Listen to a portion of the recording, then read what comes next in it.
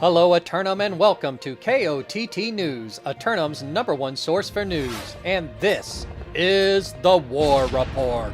No change in the dynamic of Eternum last night, as the great houses of the island focused on preparing for the third harshest winter in Eternum's history. KOTT News took advantage of the downtime to provide medical aid in the forward encampment of Last Light. Hello, refugee. JChalant, KOTT News, Eternum's #1 source for news, here to assist in any way I can. Your arrival is a healthy wind in this struggling encampment. Looks like you've got a really nasty tick there, fella. Maybe some of this medicine will help. Is that the inoculate Morgaine promised? Yes, and there's enough for everyone, so there's no need to refuse. But I must refuse. There are others whose need is far greater. Respecting the wishes of the commander on the scene, KOTT News crews distributed the medication to everyone who required aid. The medicine worked with a rapid efficacy, and the patients were back on their feet and moving about in no time at all. KOTT News will continue investigating the recently rediscovered region and bring you more on this story as it develops.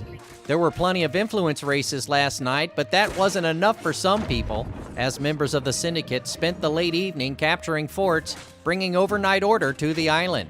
KOTT News would like to remind its subscribers and those who are about to be that the Nightveil Horror event ends in a few days.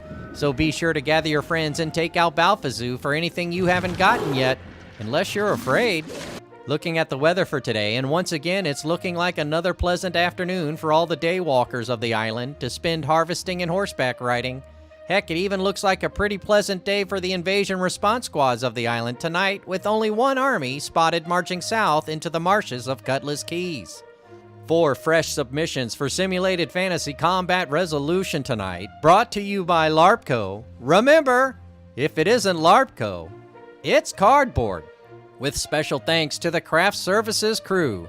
If you'd like to support KOTT News, Patreon is currently the best way. First up, the Marauders of HBM assail the Covenant hero worshippers of the Outcast for control of the always contested Restless Shore. HBM continuing the Marauder onslaught on the eastern shores of the island, attempting to steal back the hide-producing region from the Zealots of the Covenant. But the Outcasts have rebuked 2 other groups of Marauders so far, and with the continued blessing of their legendary hero, will seek to maintain control over the anarchy in the archipelago. Meanwhile, the Physicians of Pharmaceuticals attack the syndicate members of H is for Haperdiff for control of the bear-infested deep forests of Brightwood. Not resting on their ambitions after seizing the northern mountain ranges, Big Pharma moved their armies through their neighboring regions in order to leapfrog into the forests of Brightwood.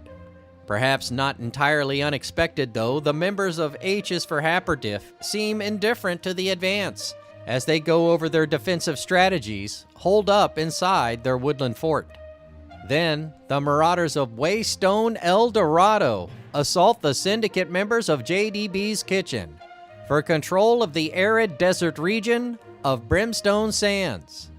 Nothing is known of the newly organized group of marauders intent on starting a fight against the island's principal force for organized control, but if they manage to breach the gates of the fort, everyone will be talking about the new guys on the island. JDB's Kitchen, with 2 defenses to coordinate tonight, are becoming accustomed to the task of doing so, and with a familiar foe challenging them elsewhere, may commit an unusual number of senior members here in order to test the mettle of these new refugees. On the title card, the Marauders of Leo Invictus challenge the champs of JDB's Kitchen for their heavyweight title and the right to rule over Everfall. For the 4th straight fight, it will be Leo Invictus challenging JDB's Neverfall attempt. But if they don't find a way to improve their technique, they may become the ones providing the Neverfall. JDB's Kitchen staff come together to discuss how to handle yet another double declare as they continue to develop their roster and increase in number. But will they use this opportunity to test out potential new recruits? We'll have any late-breaking outcomes and reactions from the citizens tonight at 11. Until then, this has been War Correspondent JChalant, KOTT News.